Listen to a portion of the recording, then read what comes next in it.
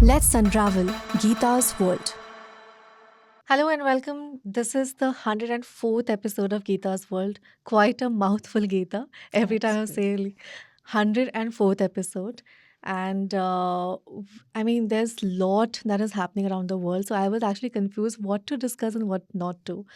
There's the famous, the grand debate that happened between Donald Trump and Kamala Harris, where I saw your video that you did for India Today Global. Thank you so much. Yeah. I'd like to first begin by apologizing for not having done our podcast last week. It was a stretch for us. We were really focused on what was happening on US elections. So just telling our viewers and our listeners, apologies for not publishing our podcast last week. Yeah, but you can still tune into India Today Global. Absolutely. It's not There's lots happening it's not there. a paid advertisement, not at all. Yeah. What? You did not get your check? I'm still waiting. Yeah, so then after that, I think US is definitely in the news. We saw another assassination attempt on Mr. Trump, and this time he was a Ukrainian sympathizer who was arrested. And he was apprehended on the highway. So he luckily dodged this bullet Second attempt again. as well. Yeah, this assassination Although they attempt. say that there was no shot fired, apparently. Okay. We don't know. Okay. So these are just investigations that are happening. Mhm. Either which way, it was an AK-47. Yeah. Oh, yeah. Right. So, yeah. And another news was Rahul Gandhi going to the US. That also, it attracted a lot of noise here in India as well, from the current government, also the opposition party, which Rahul Gandhi is the leader of opposition here, and he went to the US. But anyway, there are lots Our of network things. came into the news. Rohit Sharma, Oh, a journalist right. on the ground, Right. being rounded up by Rahul Gandhi's aides and not being allowed to leave the room, the interview being deleted, his phone being taken away. Now, there can be whatever they want to say. What happened over here was absolute breach of privacy, violation of press freedom.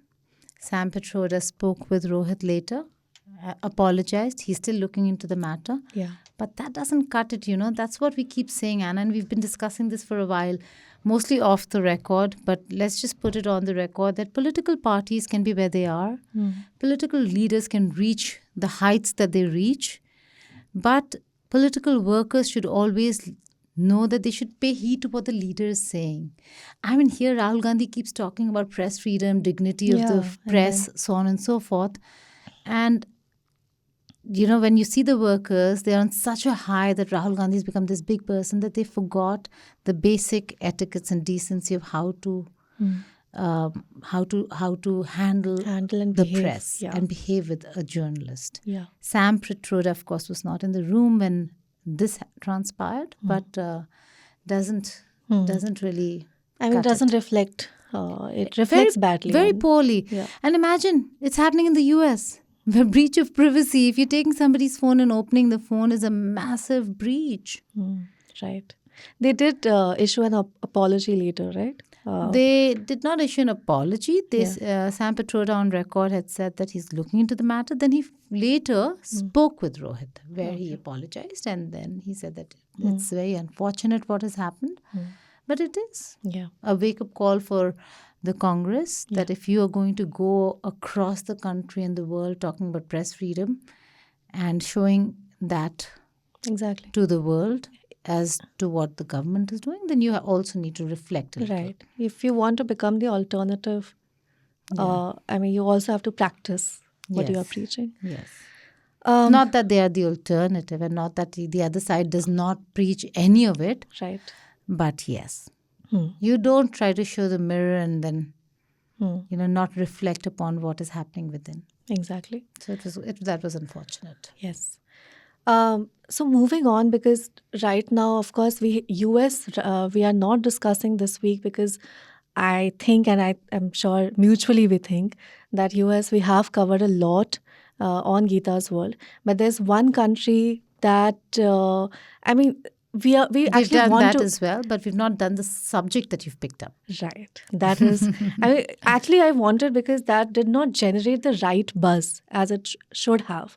So I feel that on Geeta's World, on this podcast, where we don't pick and choose a particular topic based on the kind of garner or the attention that it is garnering on social media.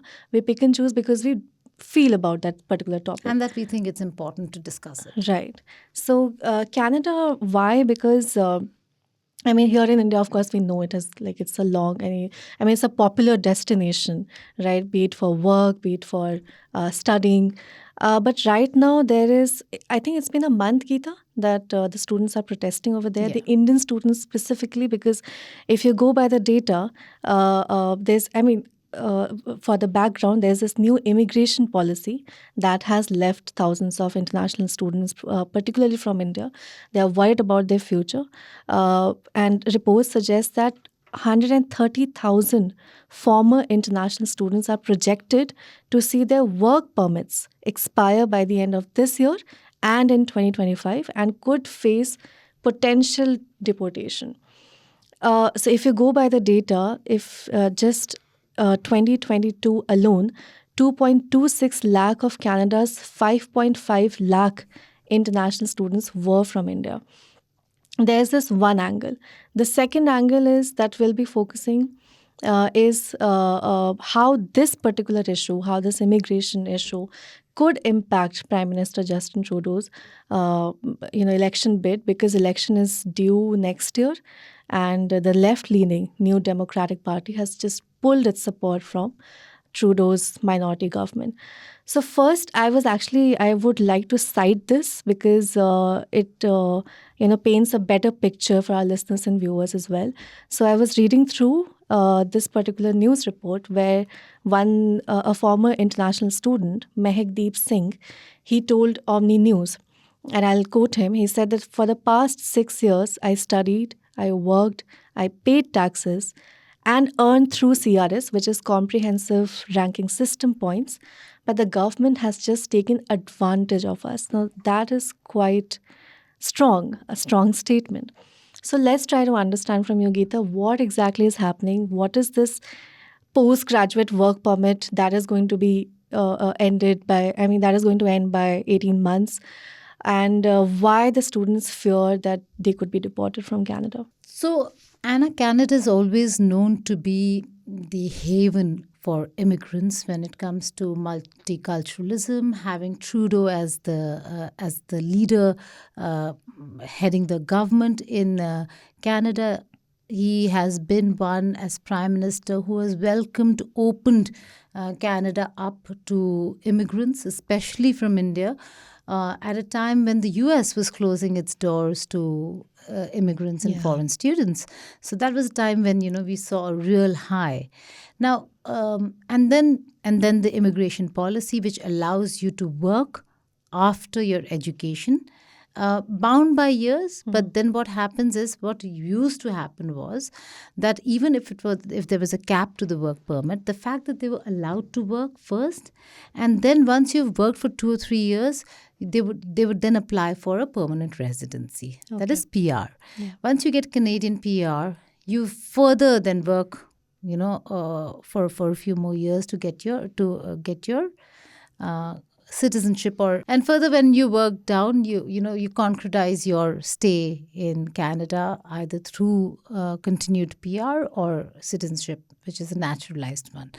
Having said that, there has been a political shift within Canada also. Yeah. And you're seeing that shift not just in people, but in how Trudeau has lost popularity.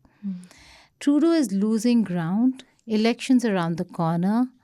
We saw the entire truckers protest that had happened during COVID. Yeah. And that did not go down well. We have a far right now which is rising and raising concerns about immigration. Why? Because there are too many of them who travel to Canada to study, and then they expect that they will be allowed to work, which will lead to PR, to maybe staying in Canada itself. Why I say this is because a lot of students, Anna, they feel cheated today. Yeah. But they're all going there not because they want to study in Canada. I mean, quite a few of them do want to. But if you see the courses they pursue, the things that they want to study, a lot of them spend a lot of money to reach Canada as students and then end up, staying there just because they have that route to PR, right? Right. So when a student says, I feel cheated, why are you feeling cheated is the question. Are you feeling cheated because you were not imparted the education that you paid for? Are you feeling cheated because the money that you paid was way more than what the university normally charges? What are you being cheated for?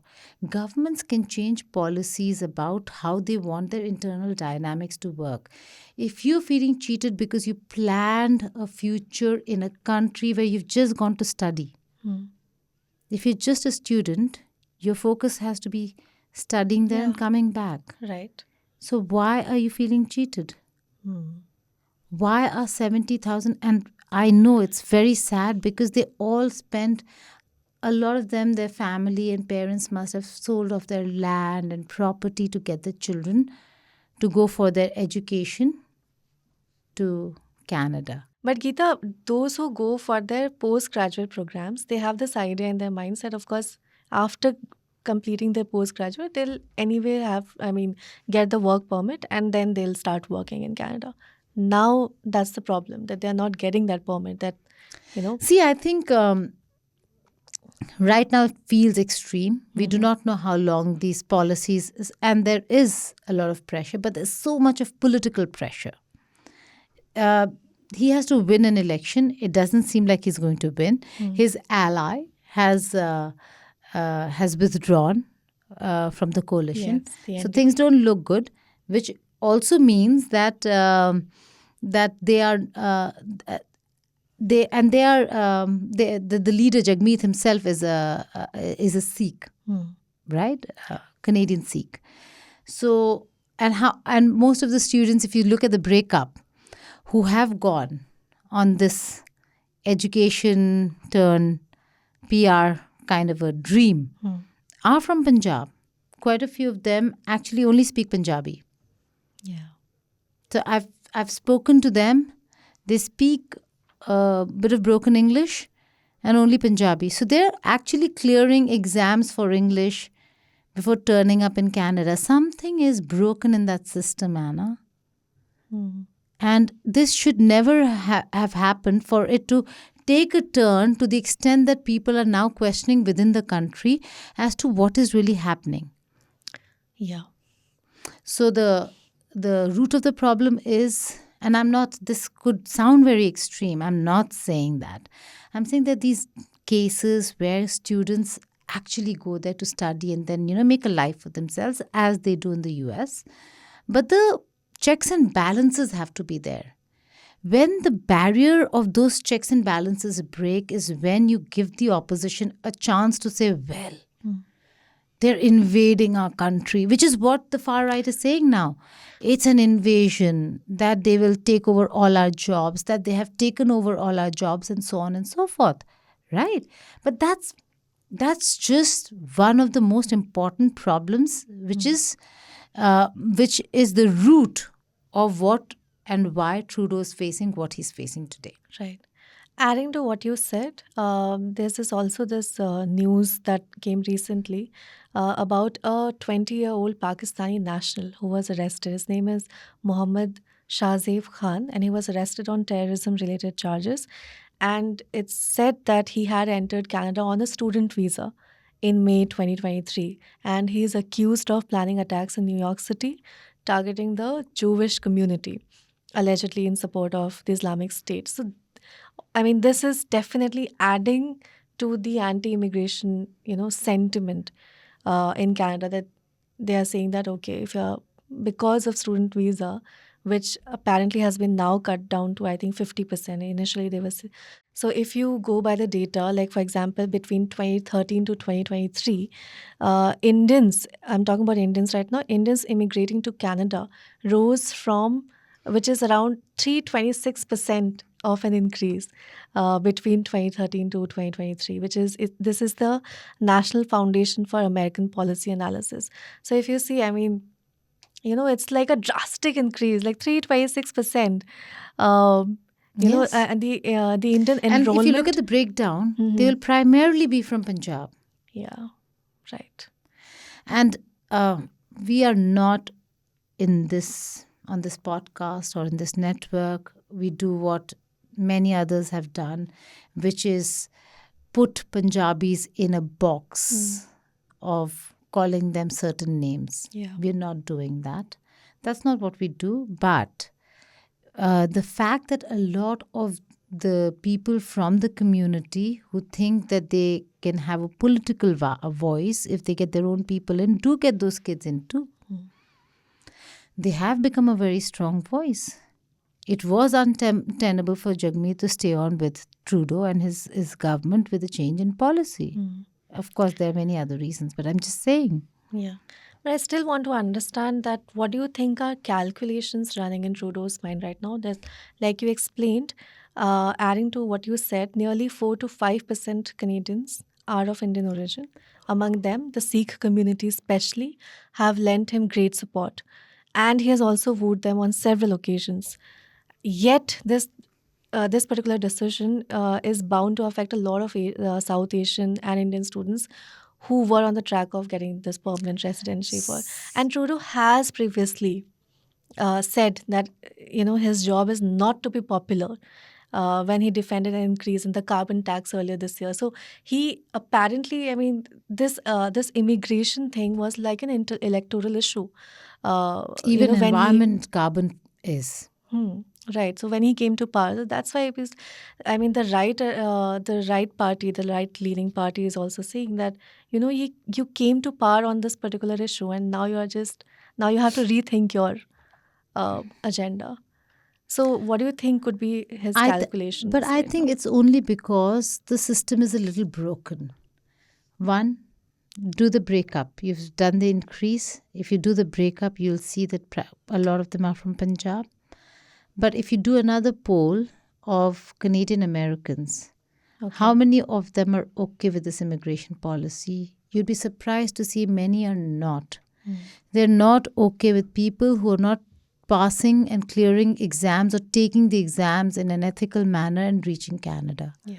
There's a marked difference in the quality of people who are entering Canada from India and South Asia in the years before and the ones who are entering now. Okay. So if there's a qualitative difference, a lot of them are questioning how they're entering. We had to work so hard. We had to pass so many exams. We had to take so many extra tests because a lot of our degrees didn't hold in Canadian universities. Or certificates didn't hold in Canadian universities. We had to study extra. How is this allowed? Yeah. So even Canadian Americans, barring a certain group who want certain people of their own entering Canada, most of them don't want this. And so, yes, you want immigrants to come in. You might want to help them. You might want workforce. But see what kind of workforce your country requires to invite anybody in. Right. Because there are a number of reasons that are contributing, like the high cost inflation, high cost of living. In fact, the housing prices is a major concern. The housing crisis is a major concern. So, and the settlement and refugee there aren't many houses. Also. There aren't many houses. That's why the locals so the are cost saying that is going up. There is no availability of places to stay. The houses the prices are going up. Inflation is on a high. We are looking at a time, Anna, where every country has started looking within. They are seeing whether they have the capability, the wherewithal to manage their own economy, their own people or peoples in a multicultural setup, right? Canada has to do that balancing act. I am saying that if he's doing this, he's only doing this because right now they have elections and he stands to lose because a lot of them are shifting and saying, well, this is a broken system, right? The ones who are protesting are the post students who are actually feeling cheated because they thought they're going for a program.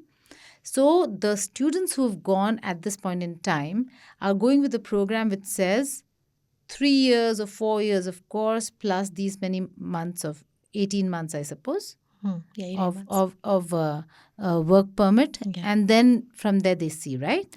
But if you're constricting them to these many months and no work, one, they don't stand a chance for a PR. Secondly, they don't stand a chance to maybe earn back a little of a lot of money that they've paid these universities. Go through what courses they're doing there. Just go through the courses, Anna. They're not engineering students. They're not there to study medical. So if the sole purpose is to get a PR, then who is being cheated here? You have 70,000 students who are saying we're cheat, but where's the cheating part? That they had a policy, they're doing away with it? Or was your ambition to study in Canada and come back or be wherever? The fact that the ambition is to just get into Canada by hook or by crook with any degree, any subject that they can get, and then study to get a work permit is, I think, it's sad. I'll tell you why it's sad. But the students are not to be faulted here, right? No, it's a broken, corrupt system in Canada. Why? Because you know how much money Canada has made out of these students? They're teaching them some vocational training. Those kids will not even get a job in India anymore with those certificates and degrees. We have better universities in India today, offering much more. So you've taken 25 lakhs or so from these students, 25, 30 lakhs, whatever, per annum maybe, okay, to give them these degrees that are actually not that great. So how much has Canada earned out of it? Why do you think Trudeau said, no, we'll welcome? And now you want the students to come, study, but you don't want to give them that. So I'm saying the students, if they say that, we're cheated, we feel cheated, is because I know what has happened back home. They must have sold their property to get the child in because they want a foot in the door and they want to stay in Canada. And Canada... But that's not a right. But let's not also mince our words. Canada can pull that policy out anytime. It is not your birthright. To go to a country and say... But back here in India, in the Sikh community, Canada is definitely an option. Canada is like that's how we see in movies also, right? Yeah. How better Canada chale jana. So Canada is there. But I'm saying the process. If you're going there through investment, you have citizenship through investment. Pay a lot of money, invest in Canada, get your citizenship. But it's the low middle class, where these are the routes you take. Get an education in Canada, they give you work permit, and then from there, find your path into PR, right? Many of them do find it. Many come back. But to say that the country cannot change its policy is wrong. But for the country to say that, okay, I want your students, but I don't want to give them a job, not even the 18 months, is also wrong. So the system, in many ways, is broken. System, It is corrupt. Anna, many students should not be going to study the kind of subjects they're studying in Canada. Okay, Geeta, I get your point. Secondly, how are they clearing the language exam? Because when I talk to them, we're trying to understand and we're trying to get stories, grievances. They don't speak, they speak broken English or Punjabi. Okay. Not even Hindi. And I don't care for a language or the other. India does not have a national language, each to his own. Putting that on record because I said not even Hindi.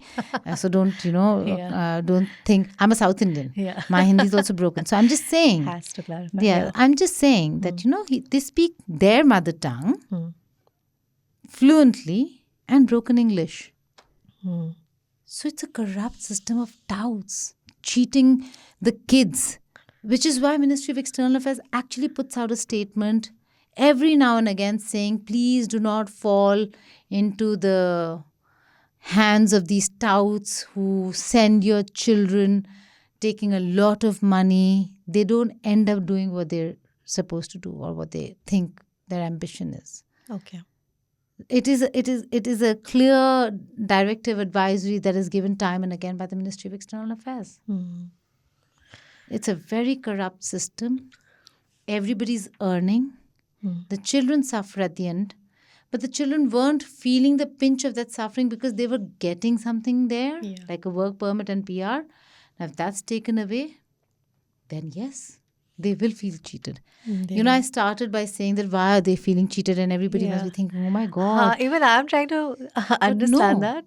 They are cheated. But they cheated for all the wrong reasons. The root problem of it is that somebody over here tells you, gives you, or sells you a big dream, and you buy into that dream, thinking that I'll go with this, showing, I don't know, some whatever certificates that they have, if they're fake or genuine, we don't even know that. And I'm not dissing everybody. Most of the students are genuine. They know exactly what they're doing. But I'm saying if you're going as a student, don't only go thinking that from there I'll get to work over there and then I'll take a PR. You should be able to study, then see whether if you'd be applying to work in Canada or in Germany, in Europe, anywhere in Europe, or America, anywhere. Yeah, I mean, in the student's defense, I'm saying, to play here the devil's advocate. Okay, I understand, but the thing is that the mindset with which the students are going to Canada, I mean, we are speaking about Canada. That's why Canada is in question right now. Otherwise, if you see, the anti-immigration sentiment is prevalent Absolutely in other countries as well. I'm talk saying about that. the UK. But I'm saying that this is political. It is a political decision he's taken because his country is moving right. He's going to lose the elections. And that's also because, most of the countries are moving far right. It's not just Canada. You're seeing a lot of that happen in Europe. The demand, like you just rightly pointed out, of immigrants out. But the immigrants out is coming from the route of illegal immigration. Like apart from some of the countries in Latin America that has actually, Latin America has gone more left and red than any other part of the world, be it Brazil, Chile, Colombia, Cuba. You have all these countries that are shifting or left governments have won. But beyond that, if you look at most of the countries, the stem of the problem is not immigration in itself. It's illegal immigration or immigration through illegal routes. Right. Now, when we say illegal immigration, that people without papers, using the donkey route, traveling through days on end, on foot, in hiding in trucks, in mountains, on actually donkeys, and and on foot, all that. I'll just give you a data. According to this data is from US Customs and Border Protection. And just talking about June this year, June alone, around 5,152 undocumented Indians entered the US from Canada on foot. Yeah. So it's just 1 month alone. So a lot of people who go with legal papers into Canada reach Canada only to enter US illegally.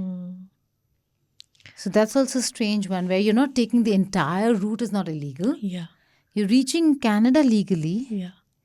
You remember that very sad story of a couple with the 2 children who reached in the cold of winter by the border, and they were being taken obviously by these touts, and they were a group of Indians who wanted to cross over. Yeah.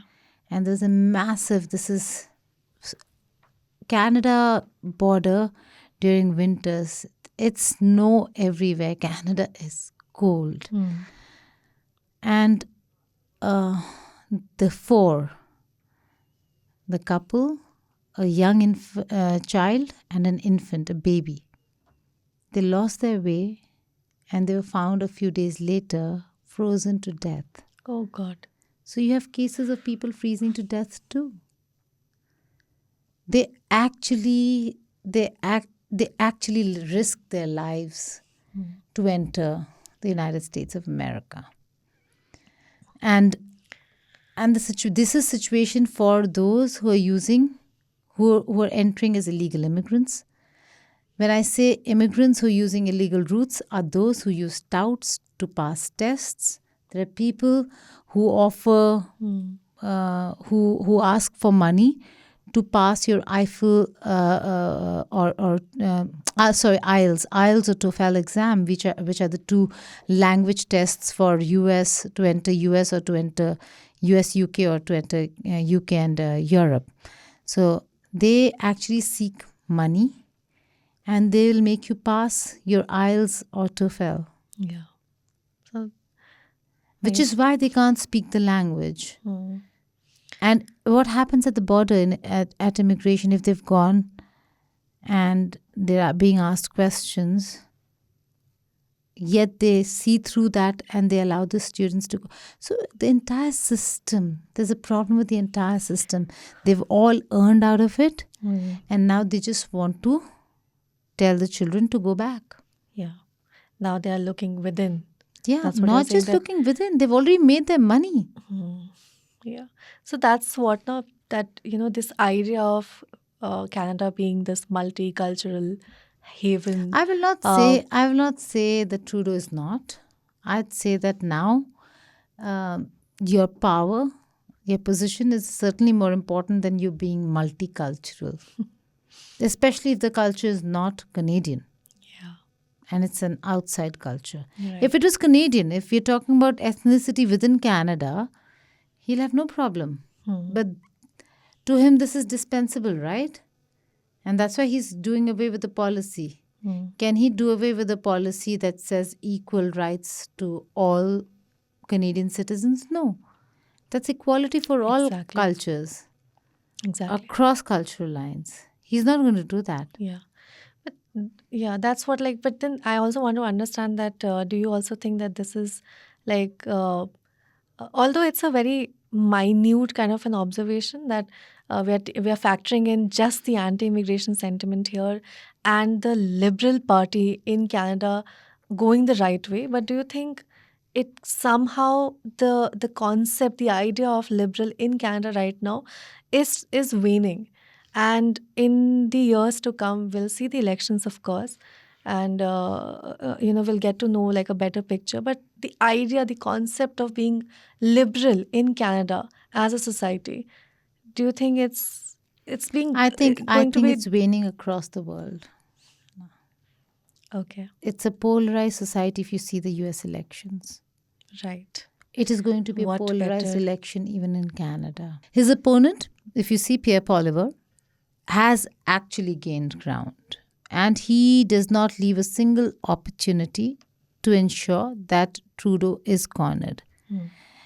If there are groups and allies of Trudeau who think that they can stick to his policies, there are only a few left. The ones who are actually significant are thinking whether they should stick around for this or not. Doing away with immigration policy does not help Jagmeet. Staying with it will not help his other allies, and certainly will not help him in the elections, because we see what Pierre is doing with this entire election. So it is going to be a very polarized election this time around. Immigration, as in the US, is going to be a major issue even in Canada. And the Canadians over here are very clear in what they want.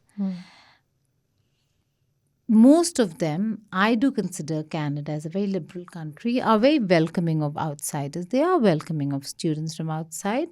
But I don't think any government can justify why certain kinds of students are there and why are they getting jobs that could be, Yeah. Canadian citizens.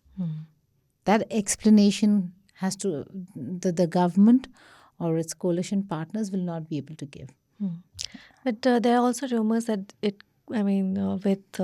Jagmeet Singh, the NDP leader, criticizing Trudeau's leadership, saying it's too weak, and afterwards, he parted. So could this also push Canada to an early election, like a snap election, that is doing the corner, or the 2025 election is anyway on the cards? I think I don't think they're looking for an early election. Okay. That 2025 is anyway around the corner, and I think everybody's now trying to position themselves to a place of comfort from where they can start campaigning. If Jagmeet Singh has quit the party and he immediately calls for an elections, he will be going with a baggage into the elections. But you were part of the government, right? But if you, which is what the burden that Harris carries today. But this was not a coalition government, No, right? outside support. Outside support. For Jagmeet Singh to carry that burden, because you've always come out in support of this government, you've supported it even if it's from the outside, and now you've parted ways. So you will need that time to explain why and what of it, and then position yourself before you can actually go into elections. So I don't know if they will actually go in for an early election, but I do think that no matter where they're headed right now, Trudeau's losing popularity in all the polls that we are seeing. Right. And that does not go down well for him.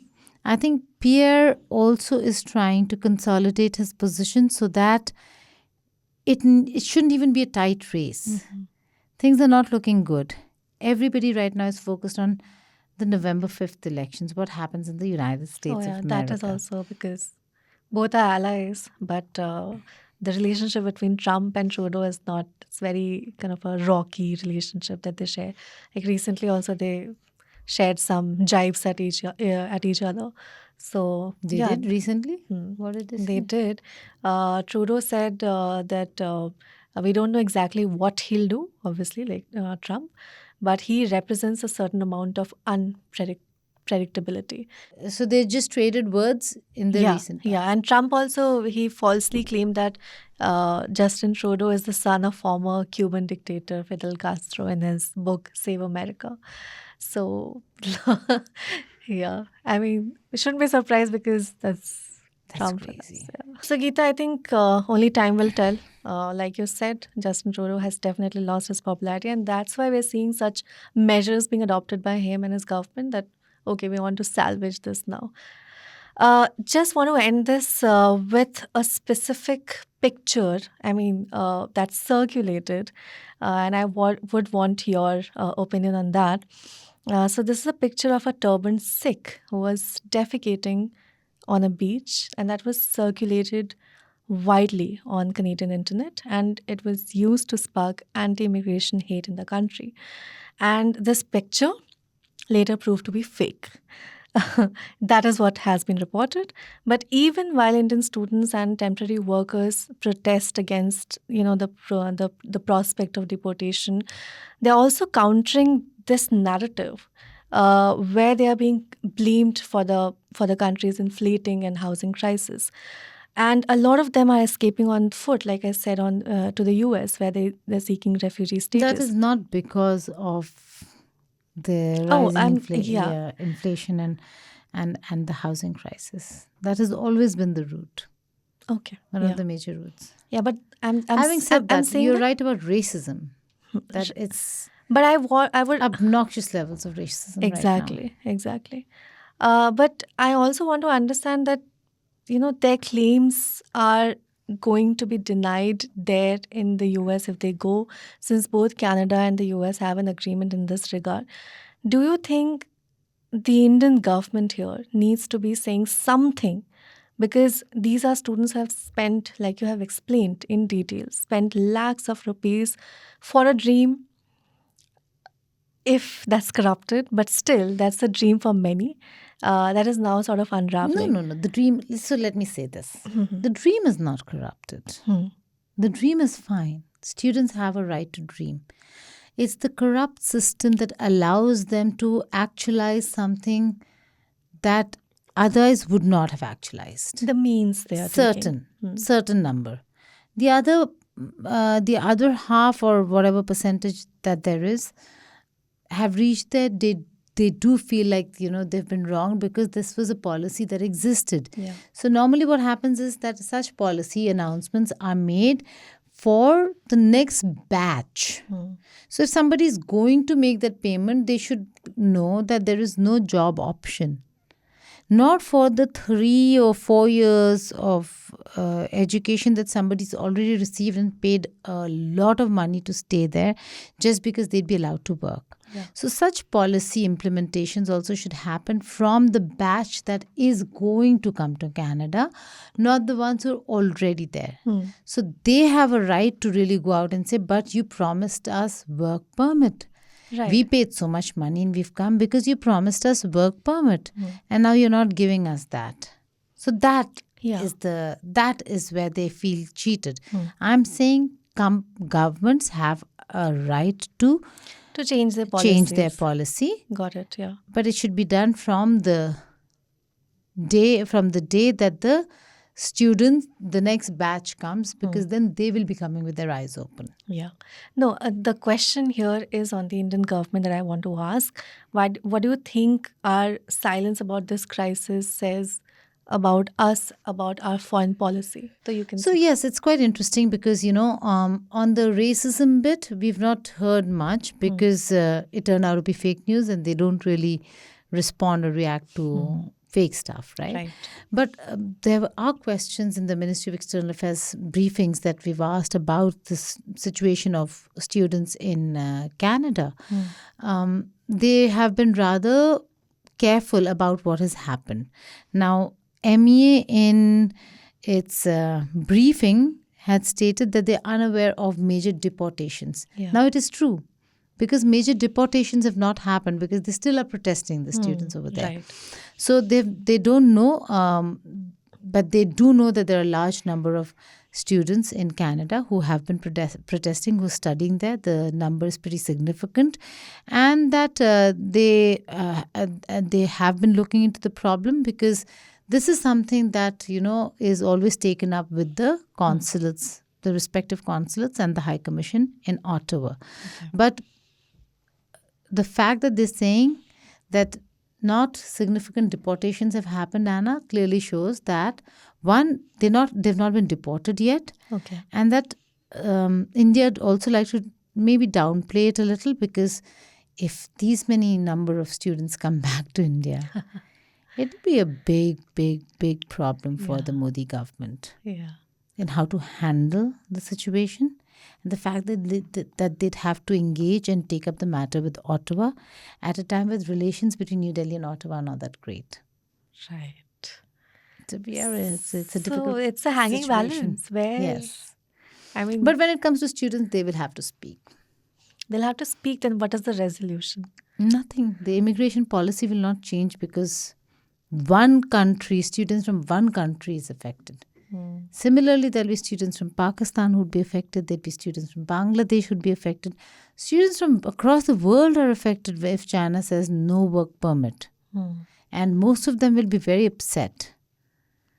But look at the number of Indian students. Look at the protests. Look at those who are carrying out the protests. They're Indians, primarily, led by Indians. It's huge. Yeah. 130,000 international students and around 70,000 of them are Indians. Right. Yeah.